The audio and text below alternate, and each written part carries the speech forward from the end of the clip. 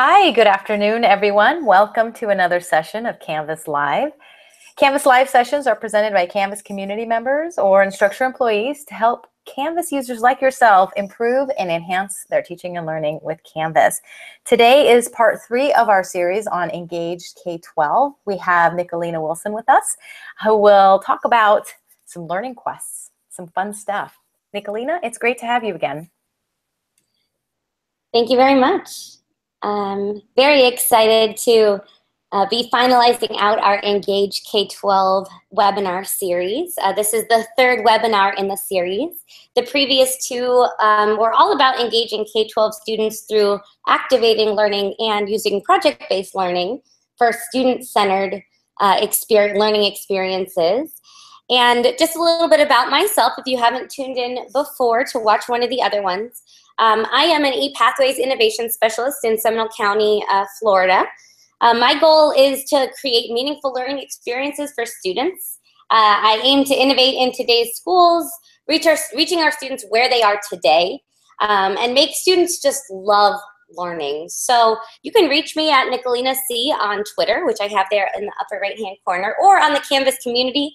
And I'm happy to engage with you about things you have going on in your classrooms and your schools to innovate schools to reach students today. So that's my passion. I really enjoy doing it both on my free time and during my work hours. So today we are talking about student-centered learning quests to engage our K-12 students. So a little synopsis, a preview of what we're going to get to today. We're going to talk about what they are, why you'd want to use them in your classroom or in a PD or in a, as your administrator, if you want to use it for your teachers. So whoever the students are in this, this absolutely is a way to engage those learners. It doesn't necessarily have to be in a classroom setting, but it absolutely can be. So I hope you leave today with some great ideas on how to plan and create student-centered learning quests to inspire you to create some this summer on your own with your fellow members at your school, with your admin teams, or with people in your community. So that being said, let's get started with some of the basics. So what are student-centered learning quests? So they are students to explore and learn new topics with content that is an experience for the students.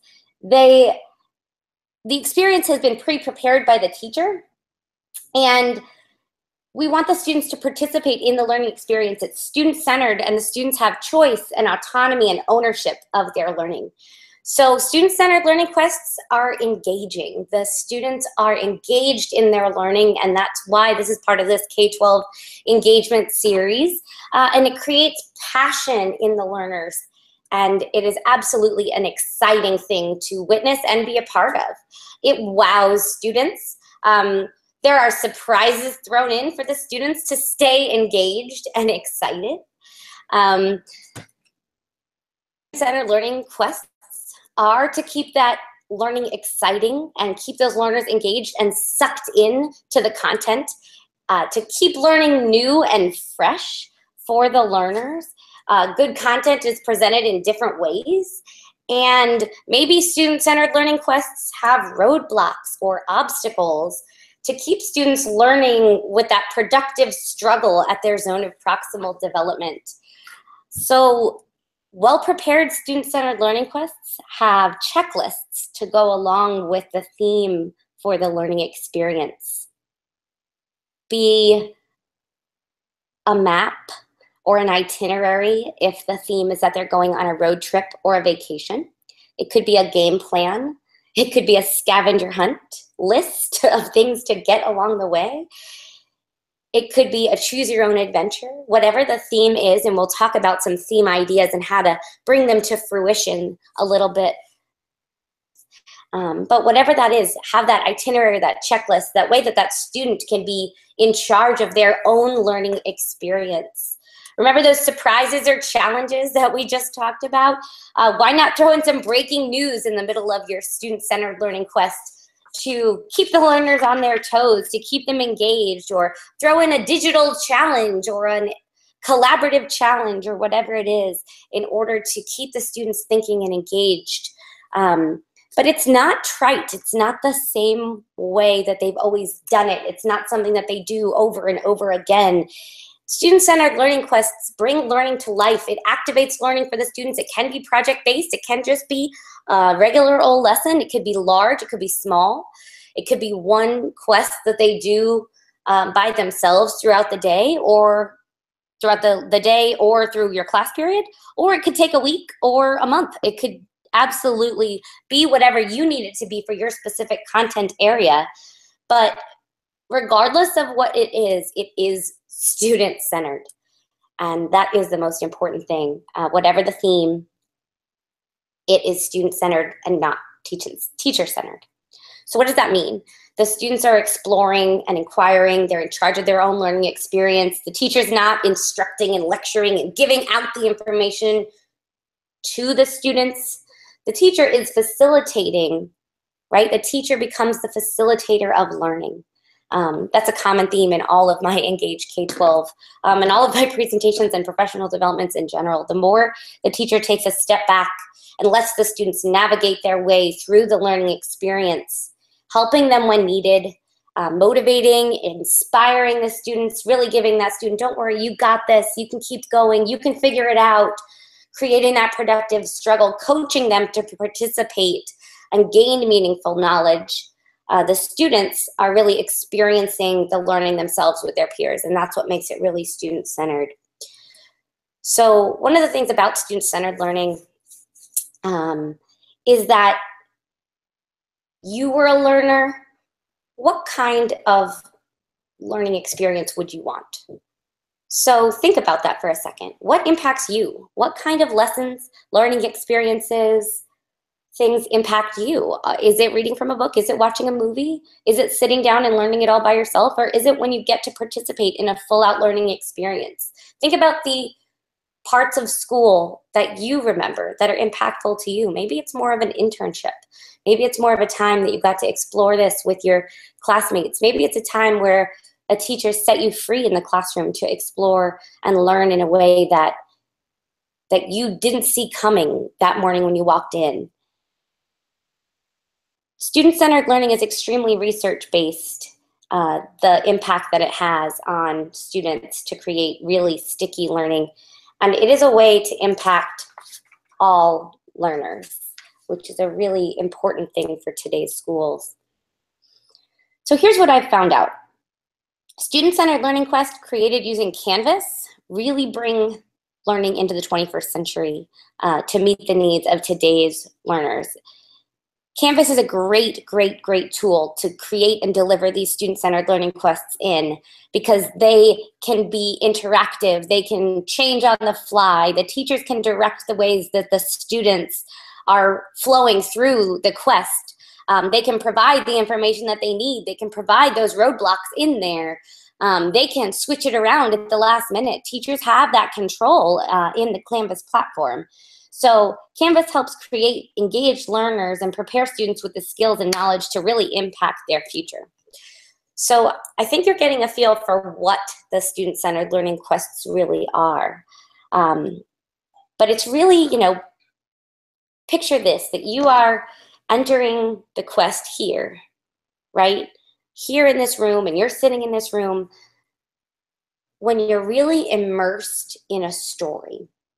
Think about a time like when you're reading a book, when you're reading a book or you're watching a movie and you're so into whatever you're reading or watching that you forget the room around you, right? That you forget that you're reading a book, that you forget that you're watching a movie, and you feel like you're a part of that process.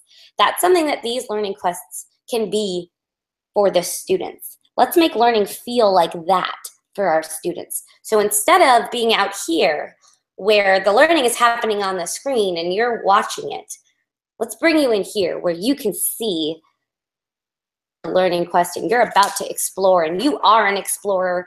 Maybe you have some role play or some exciting theme that you're getting into the action.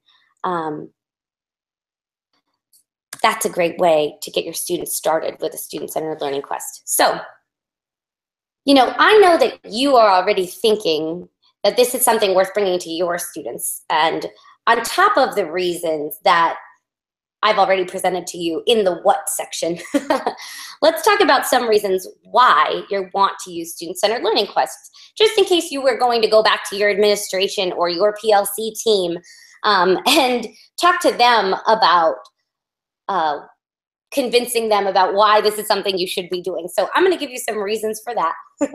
And if you still need some convincing, this is for you too. But let's talk about some of those reasons. So one of the things that you want to create these student-centered learning quests, not only to engage the students and really get them excited in their learning, but it goes beyond the standards, a chance to develop those soft skills to really impact their futures. So in our district, we use our Future Ready Skills for Future Ready graduates that were created by our ePathways committee and have been going through our school district for a couple of years now as a soft rollout. But you can call these skills anything that your district or your school calls them. So it could be 21st century skills. It could be just the soft skills that are embedded into student learning, creativity, collaboration, communication, could be the 4 C's, could be whatever it is that you have going on. But our goal is to really prepare students for their future. These are the skills that they're going to need to be successful, along with the academic skills and standards that we have in our schools. One of these critical skills is problem solving and problem solving strategies, information literacy. These are things that we really want to see in our schools and in our students. So we want to provide them with the learning experiences such as these learning quests to promote that. Another thing that it promotes is teamwork and collaboration. These student-centered learning quests provide a great opportunity when it's student-centered to the ask 3 before me, to have students asking other students for information, or all the students have a little piece of information. They have to work together to solve the puzzle. However you design it as a teacher, as the creator of this learning experience, it promotes that teamwork. Definitely allows for differentiation. So well-designed student-centered learning quests can meet the needs of all different types of learners. It can meet a bunch of different learning modalities. It can allow for grouping and leveling of students in different tracks that to the student themselves. So if all the students are participating in the quest, maybe they're not all going in the same direction. Maybe they're not all going to the same level and the same depth of knowledge. Maybe they are going on the path that is most meaningful to them, which creates a more personalized experience. You're definitely able to differentiate without the students knowing their ability groups, which I know when I see in the classroom, easily able to pick up on which group they're in. Are they in the struggling learners, or are they in the ones that are flourishing and doing the extra activity? Are they the enrichment, or are they going into remediation? But student-centered learning quests can allow everyone to start at the starting point and go off on the path that they need without them specifically knowing that that's the case. So that's a great reason to integrate these things into your classroom if you really have some differentiated instruction needs. It also can inspire curiosity in your kids, creating that need and want to know in our students. Talk about student engagement from the beginning here, but students that are engaged in whatever they are learning retain much more content than students that are just complying and going through the motions. The learning can stick, right?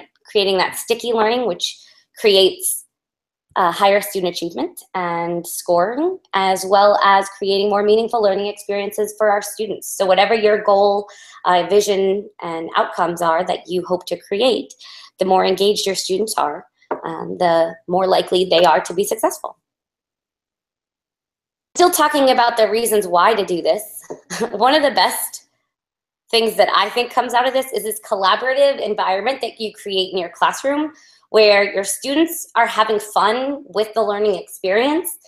The first time they do this, they're going to be so shocked that they're not doing the same thing that they're doing every single day, that they're going to have fun and they're going to say, can we help you do this again? So one of the best ideas I've utilized with my learners is having them help you create the next ideas.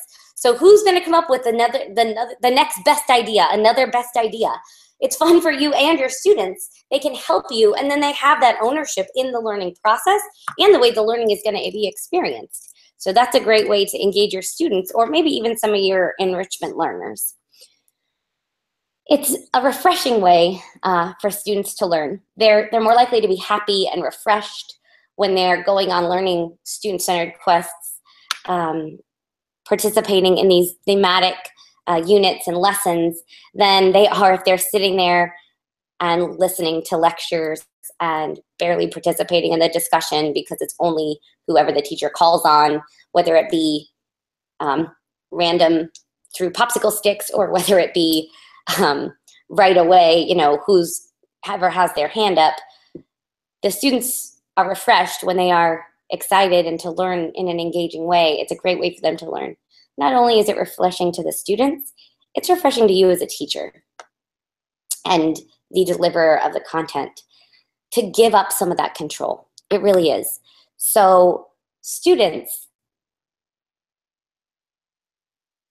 they get really excited about this, and the well-designed student-centered learning quests, easy part for the teacher. So let me explain how that happens. The way to create student-centered learning quests that change the way that the learning happens in the classroom are when the planning is done by the teacher on the front end, and all the work from the teacher is done on the front end when you don't have students in front of you necessarily. So you can manipulate the content as they go, but all the work for you is done.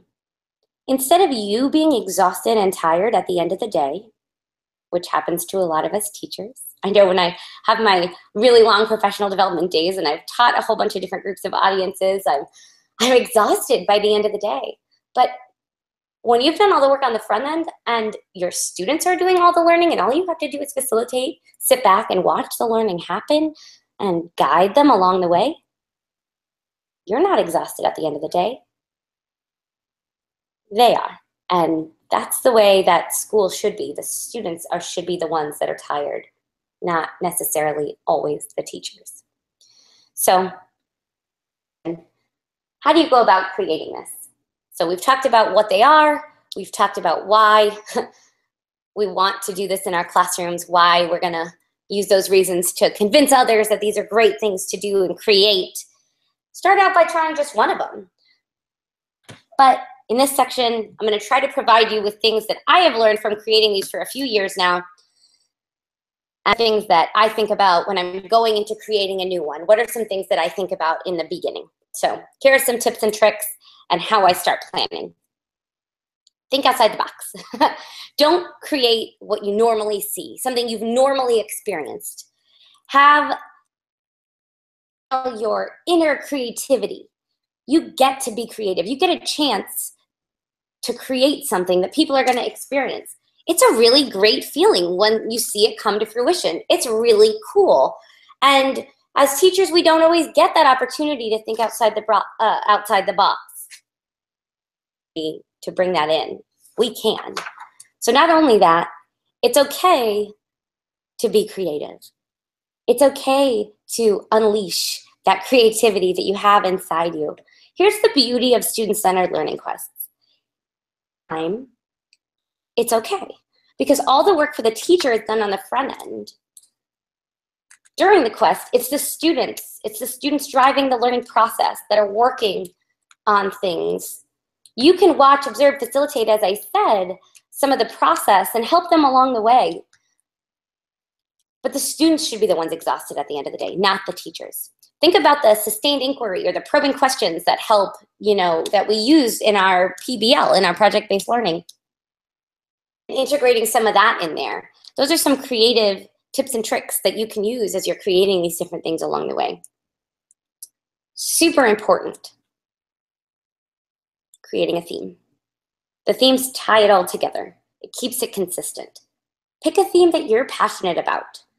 It'll flow through your quest, your learning experience for your students. It helps the quest be more immersive when the theme happens from beginning to end.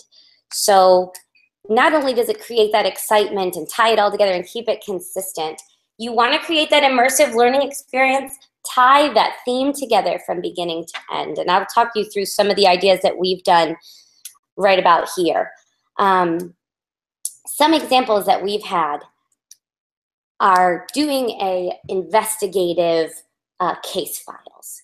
We created a way for students to earn some middle school certifications by having them participate in investigations that lead them to a digital, so they become digital detectives at the end of it. But they go in and they get their evidence and they solve the case and they solve the crime. And we created 10 little investigations and case files along the way, but there's little evidence things that they get and the little top secret documents that they find out and they crack the codes. But they really become, you know, they're immersed in what they're doing. It's fun, it's gamified. This one over here is at a travel. Maybe you want the students to go on a vacation. Maybe you want them to bring their itinerary along the way. Maybe you want them to enter a crime scene and figure out the whodunit. We'll talk about these in detail in a minute. But no matter what the theme is, create a safe zone for your students to collaborate in, for your students to participate in this with. The students need that safe zone for them to explore and ask questions and know that it's okay to not know things. If you create this safe zone in your classroom, in your learning space, this strategy to create learning experiences to instructional design really can be meaningful and impactful. So create that safe zone. That's a relationship building part of it, but it is absolutely critical to this kind of learning experience because that's how you create that collaboration and that investigation, that curiosity, the inspiration in your students.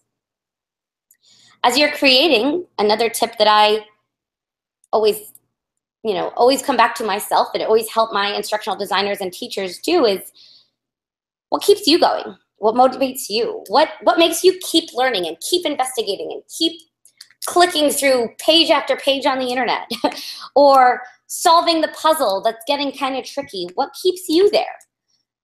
You use some of those strategies in order to engage your students. As you're creating, it's a good reflection point is what motivates you to keep going. As you begin to think about how to create your first learning quest, remember this. Won't necessarily be easy the first time. By the second, third, fourth time, at least for me, and at least for a lot of the people I've worked with, it gets so much fun. It's really fun to create these kind of things because you get to be creative. You get to think outside the box. You get to put your own little spin on it. You get to laugh. You get to laugh when you're doing this kind of stuff. You want to create that kind of enjoyment and fun and engagement in your students, so why not have it yourself?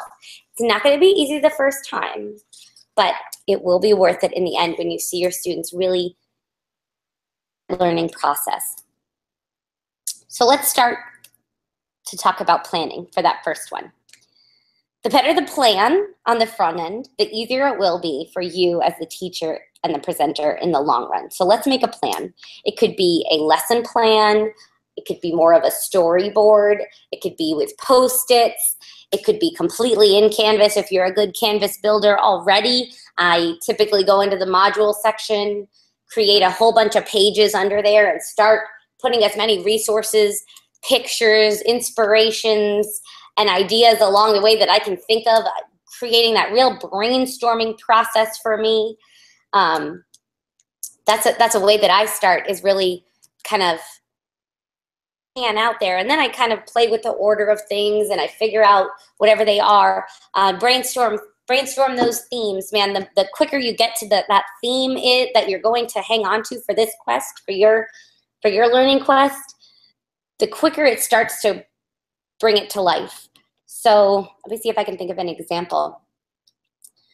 As we created our journey, our travel one, where the students take a self journey, the quicker we came up with that, the quicker we got to come up with what the names of the modules were and how we were going to structure them. So when you're thinking about how to group the content and what kind of quests to put them on, the quicker that theme is integrated in, it might lead you to some ideas that you didn't have before. Maybe what your roadblocks are. Maybe their flight plans changed. Maybe they got in a car accident and they have to redo their budget because they had to add this in there. Whatever that kind of stuff is, but it allows you that creative freedom to think about what they're going to experience on this quest. You can think about planning what information that the students will need along the way. What kind of guidance are they going to need? What are some of those probing questions that you're going to give to your students?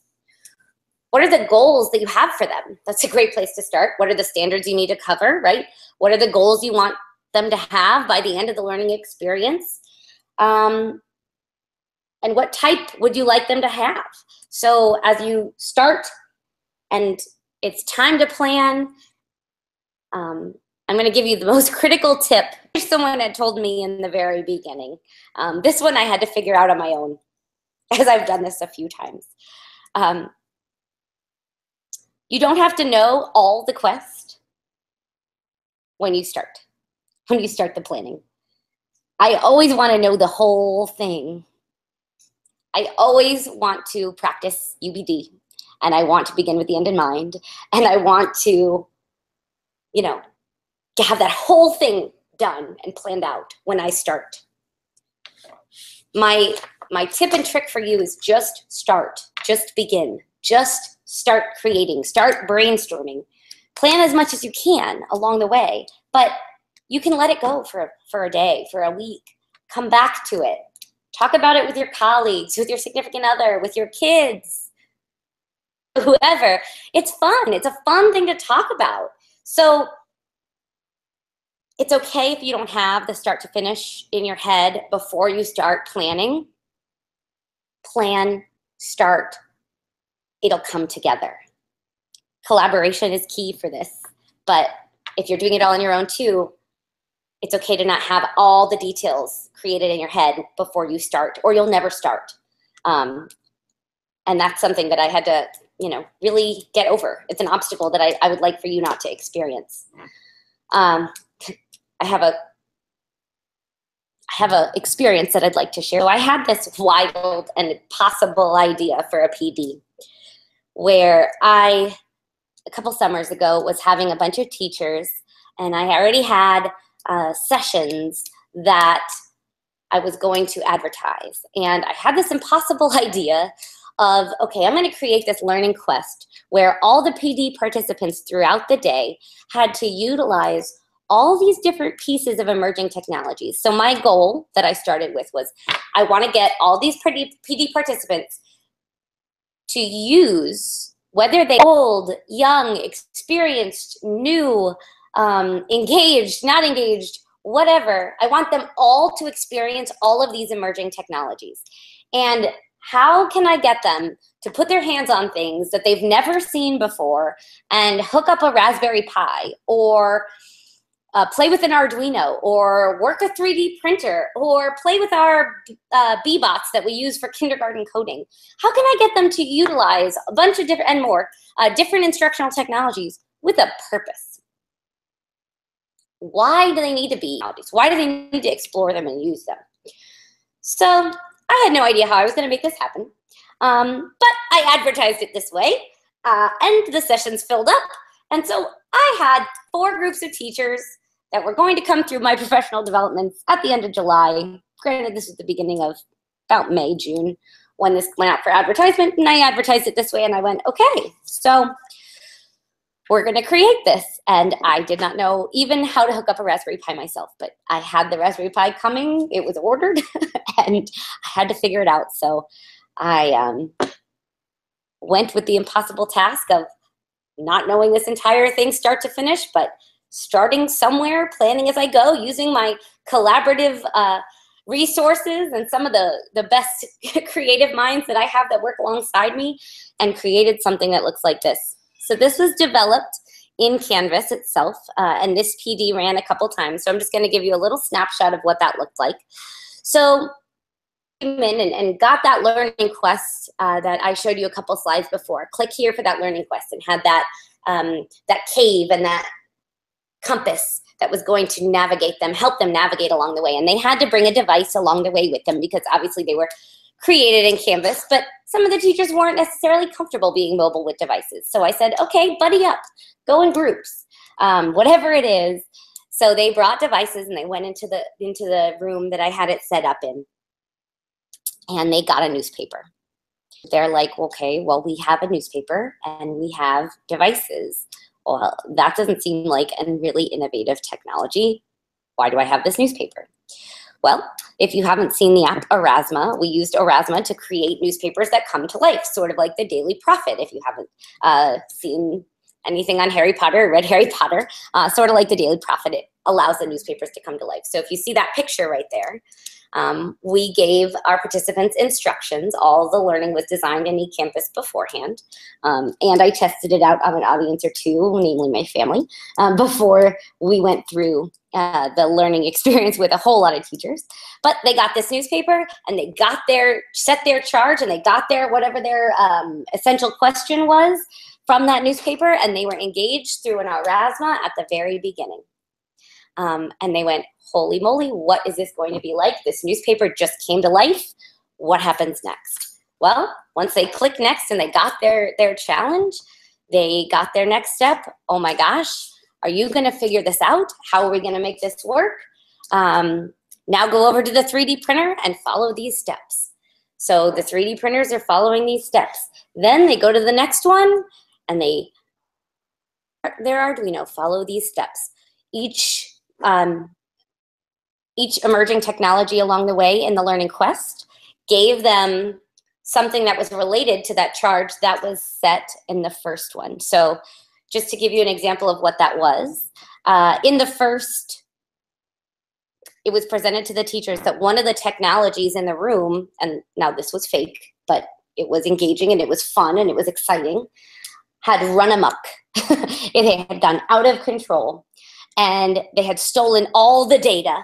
I know, but they stole all the data. Which one of these emerging technologies did it? Who did it? Well, you need to play with each one of them, follow the steps, and figure out which one it was. So after using each one of the different technologies, they figured out, oh, it wasn't this one. Oh, it wasn't this one. So there was a little clue that once they put it all together. So for instance, this was the little bits.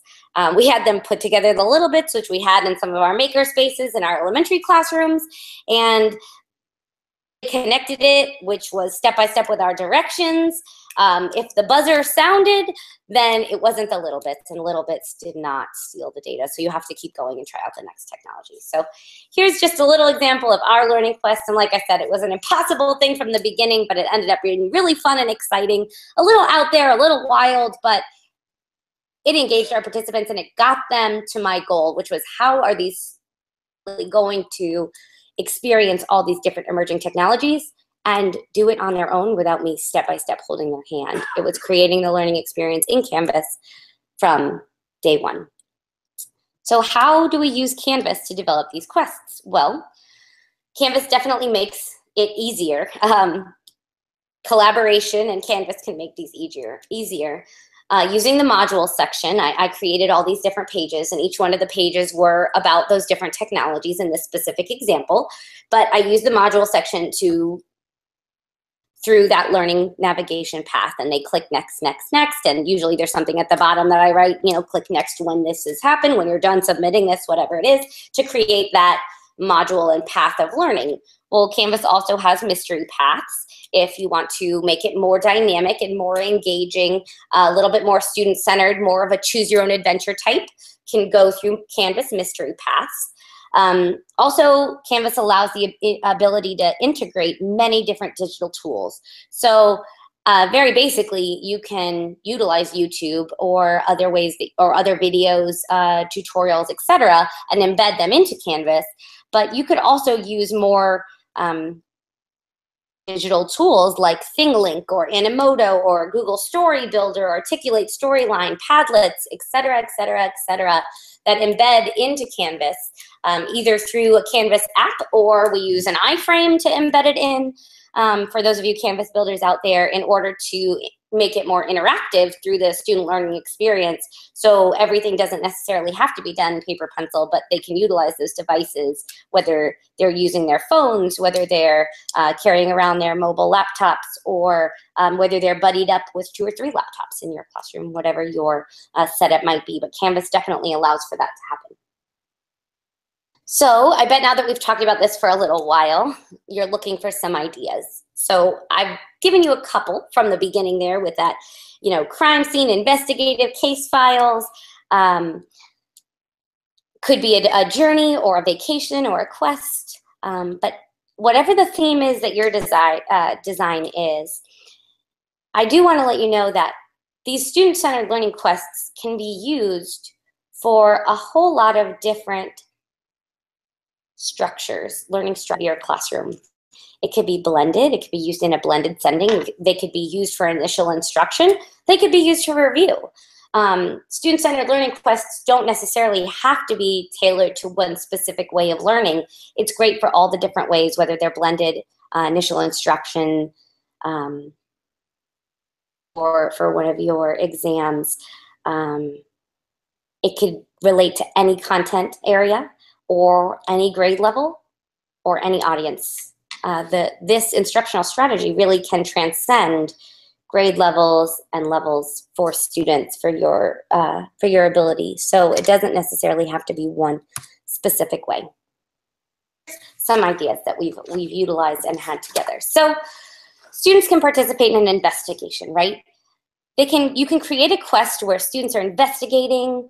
They can be solving mystery files. They could be working together, or they could be working individually. They can solve. So investigation and exploration really is one way to engage the students in these learning quests. And who doesn't love a good mystery, right? Mystery really does transcend all generations and ages, from kid shows to teenage novels and books to adult novels, and TV shows from generation to generation, right? Those mystery files, mystery books, thriller kind of exciting things really does engage the audience in a lot of different ways. So that opens up a whole lot of different opportunities for you as a instructional designer. You can also create a choose your own adventure. So maybe this adventure theme, you could have an adventure quest. The students could use an itinerary to get from one point to another. You could have them print it out and the students have to check it all off. And that way you actually know at the end of the day where the students are. A great way to keep the students on track. Maybe you want to make sure they don't skip a step. Having that itinerary or goal of getting somewhere in an adventure. But regardless, you definitely want to add those choices in for students. It's a great way to keep them motivated and personalize the adventure. Maybe you are a good storyteller. Maybe you are an English teacher. Maybe you just want to develop your own story and have the students play through the storyline or plot. I have some of my interns working on that at the moment as we speak. You can have the students participate in the learning quest as a character in the story, or you can have them playing through a story that they already know. You know, it could be a fairy tale or a nursery rhyme or something that they're familiar with, so that they have something that they know when they gravitate towards, but they're also learning whatever content and standards that you want along the way. So you could use a story theme. You could create a scavenger hunt. You could create that adventure in a scavenger hunt form. There are a lot of classrooms that do this, but not a lot of classrooms that do it through Canvas. So Canvas definitely creates that more differentiated, personalized approach to a scavenger hunt, where you really can let students go in their own personalized pathway of learning on their scavenger hunt to create and play through this student-centered quest. You can create games. Games and gamifying them is a really great way to make the quest more engaging and exciting. The students can level up. They can set records. They can get points. Maybe there are prizes for the winners that are actually meaningful for the students and that they matter to the students. We just want those students really engaged with the content, engaged with that learning experience. So that leveling up or the points, maybe they're playing through the arcade game. Either way, they could press start. Maybe they have to press start before they go, but it really can create that meaningful learning experience for their students, and it's a group that we utilize. About games, let's talk about what gamification truly is. So, of gamification, right, is not, I'll tell you what it is not. It is not what you typically see if you were playing a game. It's taking those game strategies and pieces and roles and cards and dice and things that are part of games and putting that to the learning. So adding points to your learning system. Elementary school teachers, you guys gamify your classrooms all the time, even if you don't know it. Creating little ways to get prizes out of the treasure box, and creating bonuses or color charts or things like that. It all does gamify the learning. So gamification is not only a great thing to use in today's classrooms, but it's also happening in the world around us. You know, a lot of cars are gamified now, and a lot of restaurants and advertising uses gamification as a strategy to engage their audiences and their viewers and their drivers. So gamifying your student learning quest is something that will come very naturally to your students and likely to you yourself if you're creating it.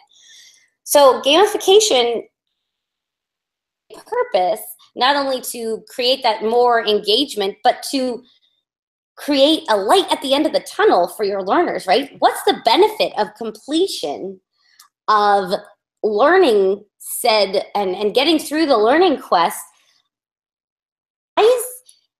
You know, or is getting to the test their prize, right? Woohoo. It's not that exciting that you've gotten through a whole module just to get to the assessment and the test. Grades are motivating for students, right? A lot of students do want to get better grades, but success is more motivating to students. Sense of intrinsic success in those students, where they have a real project or a real product at the end, or they want to figure out what's in that treasure box, investigate what's at the end of that file. It really does create that more engaged learner, where there's that benefit of the completion of this learning and the learning of those objectives. It's a strategy that a lot of teachers have figured out. Maybe there's a prize. Maybe the end of the quest reveals a secret.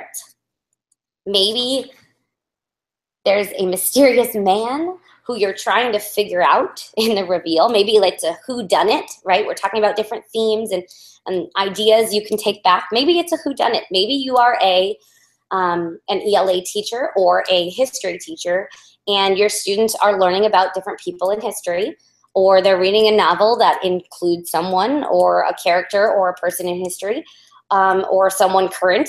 Maybe it's more of a current event. And they don't know who the person is. So they can't bring their preconceived notion to the table, to the learning experience, if they don't figure it out until the end. So that might be a way to kind of get some of those less engaging or less wonderful standards and things you have to teach in your classroom in there in a way that doesn't leave the students bored before they start. Doing that mystery, solve the case through investigation, figure out who done it or who is it, or things like that.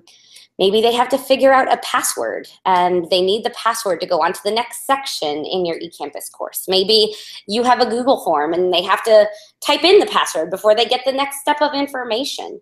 Either way, when they gather up all the little things along the way and figure out the password, maybe it's a word jumble at the end of it, but it is motivating and engaging to students. Maybe they have to figure out whose fingerprint it is, right? That could be a great way to scientific process. Maybe they want to figure out what's in the top secret envelope, and it doesn't necessarily only have to be digital. Have you ever thought about putting a top secret envelope in a glass box or in a plastic container, right, in the middle of your classroom to play it up and engage your students. I know it could be cheesy, it could be corny, but if you're excited, they'll be excited, right? Do the students need clues to figure out what's in the top secret envelope, to figure it out? Maybe that's the way that you want them to experience their learning. Think about how you can bridge the physical and digital dynamic in between the learners in your classroom in order to engage them even to that next step. Think about the game of Clue and how they do that really well, and how maybe you could figure that part out and give them that envelope which has either the clues or the murder weapon or whoever it is into your lesson, and create that engaged learning experience for students. Just be, you know, what's inside. You have a big old box in your classroom and they want to figure out what's inside the box, and they have to go through these different steps. These are all these just those simple motivators to get students just and pondering and thinking and inquiry.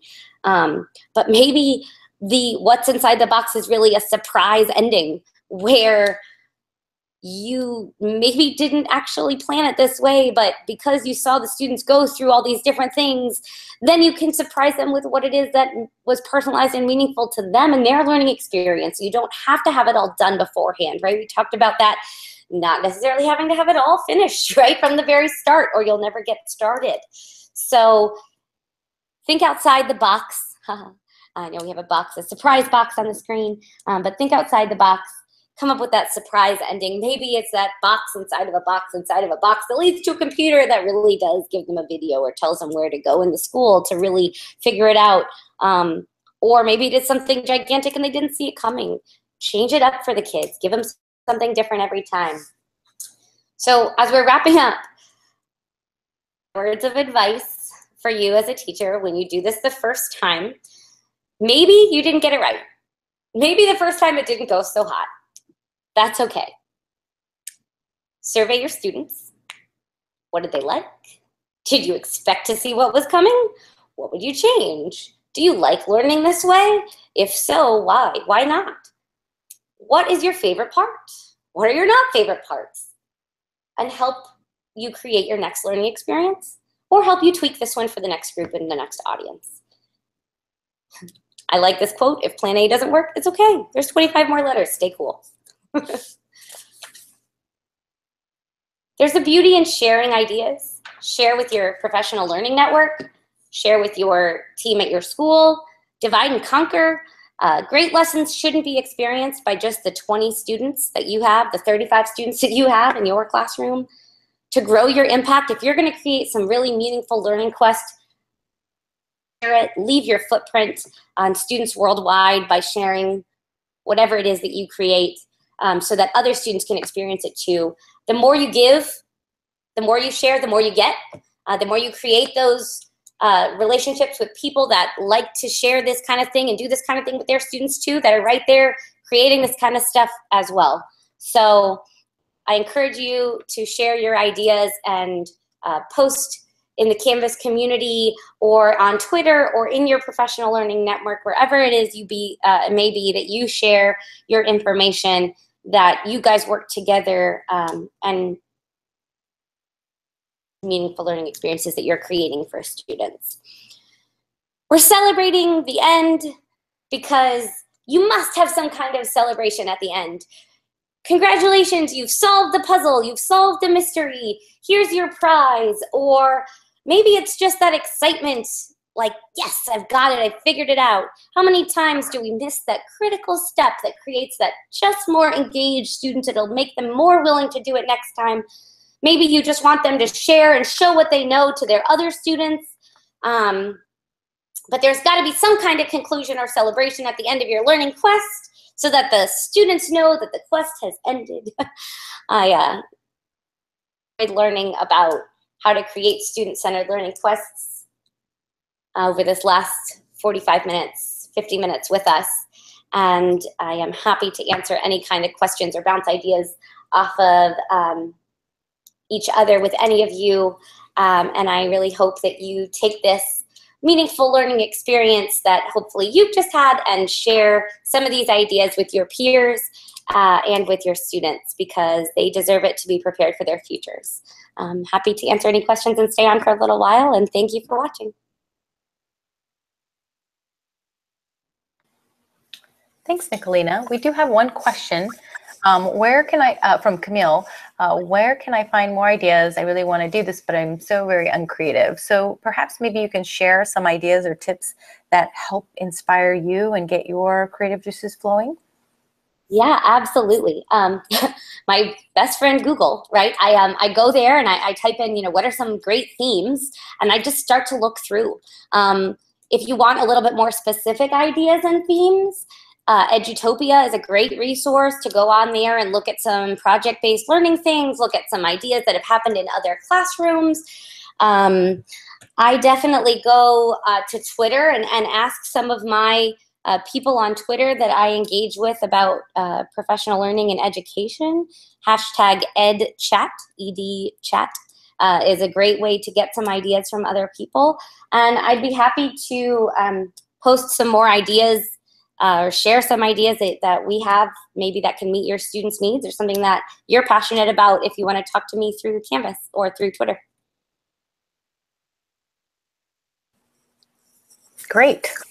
I don't see any other questions coming in, but if you do have any of the questions for Nicolina, you can always go to the event page and mention her and post your question there, and she'll be sure to respond. Great. Fantastic. So this is the last of our webinars in our Engage K-12 series. We've done 3 of them. We started out the summer by talking about activating learning for our students and really engaging those K-12 learners or your PD participants through active learning. We talked last week about using project-based learning to engage students, and this one was about student-centered learning quests and really creating them to create meaningful learning experiences for our students.